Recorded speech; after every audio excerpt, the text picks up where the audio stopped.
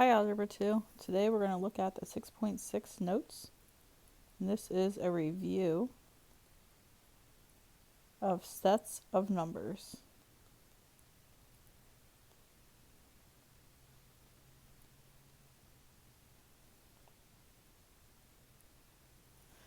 The first set that we have are natural numbers.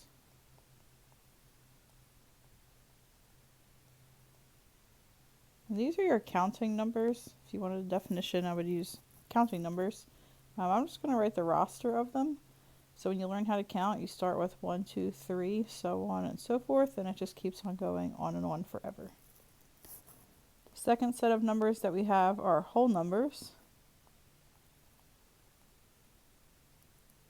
They are very similar to natural numbers, except that they start with 0 instead of 1. So we have 0, 1, 2, 3, dot, dot, dot. And the dots are just signifying that that is going on and on forever. Then we have integers. And integers are whole numbers and their opposites. So now I'm going to actually start with the dot, dot, dot. And then say -2, -1, 0, 1, 2. So in this one, because the dots are on both sides, it's just saying that it continues on and on forever in both directions, both positive and negative. Okay, then I have rational numbers. These are numbers that can be written as a fraction of integers. Okay, and I didn't write the roster for this one because it can't really be written as something that goes on and on forever like they could in the other ones. So I'll just give you some examples here. So anything that can be written as a fraction. So we have 1/4. We could have improper fractions like 3/2. We could have negative fractions like -7/8. We could also have decimals, so 0.75, because that can be written as 3/4. So decimals count as well. You could have negative decimals. You can have repeating decimals. Really, all of those things count as rational. And also, rational includes integers and whole numbers and natural numbers as well. So -3 would be a rational number because I can rewrite that as -3/1. Same with something like 1,700. That can be written as a fraction because, again, I can put it over 1. The next type of number I have is irrational. And irrational numbers are just anything that are not rational. So these are numbers that cannot be written as a fraction of integers.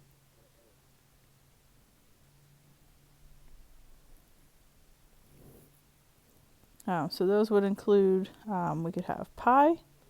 We could put a number in front of pi, like 7 pi. We could have a negative number in front of pi. We could also have some square roots. So we have to have square roots of numbers that aren't going to come out evenly. So I can't put the square root of 25 in there because that would come out to 5. So that would actually be a natural number example up here. So we could have like the square root of 25, because when I simplify that, it comes out to a natural number. So going back to irrational, we could have square root of 7, we could have square root of 10. We could also have negative square root of numbers, as long as the negative is on the outside of that radical sign. I'm going to show you another way to organize these numbers to help explain them. So I'm going to go ahead and draw a box. And this box is going to represent all of the real numbers.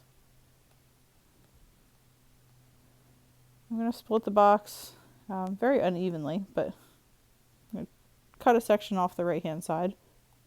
And this is going to be our irrational numbers. And then the right side, or the left side, will be our rational numbers. Okay, so numbers either fall into rational or irrational. They can't belong in both categories, and they can't belong in neither if it's a real number. And then inside rational, I'm going to go ahead and draw integers, because integers is a subset or a piece of all the rational numbers. So I have integers. Inside integers, I'm going to have whole numbers. And then inside the box of whole numbers, I'm also going to have natural numbers. Okay, so putting in some examples in here. Natural numbers are things that we can count. So 7 would count. 6 over 2 would count, even though it looks like a fraction, because when I simplify it, it would come out to 3. So that would count. 1,000 would count. So anything that you can count. Whole numbers, the only number that belongs to the set of whole numbers that does not belong to natural would be 0. Now, whole numbers also includes all of the natural numbers, because that natural box is inside the whole box. So those all count as well. When I get into the integers box, again, it's going to include all of the whole and natural numbers, but then it also includes our negatives. So we could have negative 37, or negative 2, or negative 17, but it would include the negatives as well as the whole and the natural numbers. When I get out to rational, that includes, again, integers, whole, and natural, but that's also going to include your fractions and decimals. So we could have 1/2. Again, we could have improper fractions, like 8 over 3. We could have decimals, like 0.25 or 0.7 repeating. Any of those could be negative as well. We could have negative fractions if we want to turn some of them negative. But those would be your rational numbers in there. And then irrational numbers would be pi.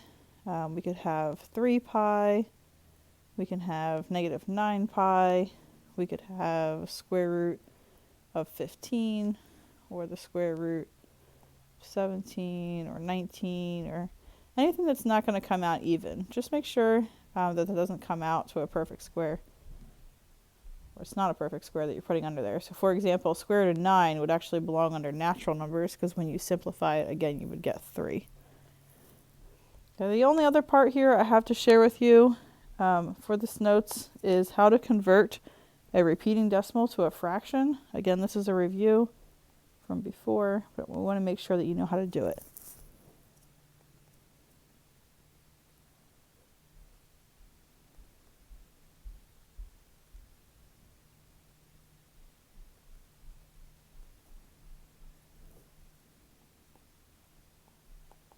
Okay, so we're going to start off with our repeating decimal here, and we're going to turn it into a fraction.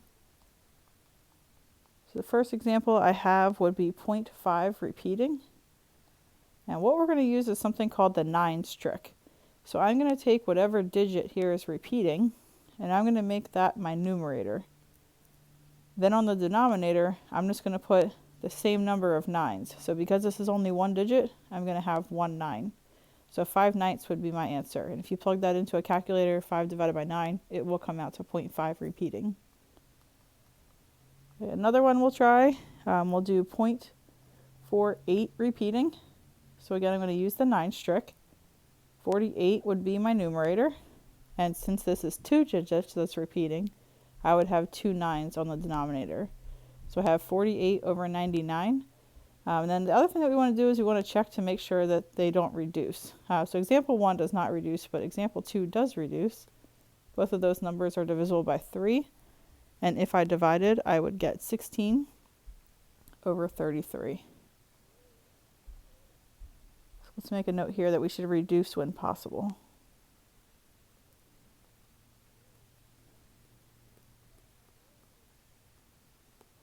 Okay, we'll try one more example, and we'll make this one a 3-digit repeating. I have 0.102 repeating. So if I'm using the nines trick here, I'm going to turn that into 102 on top, because there are 3 digits that are repeating. And then on the denominator, I'm going to have 3 9s, because we had 3 digits on top. We have 3 on the bottom.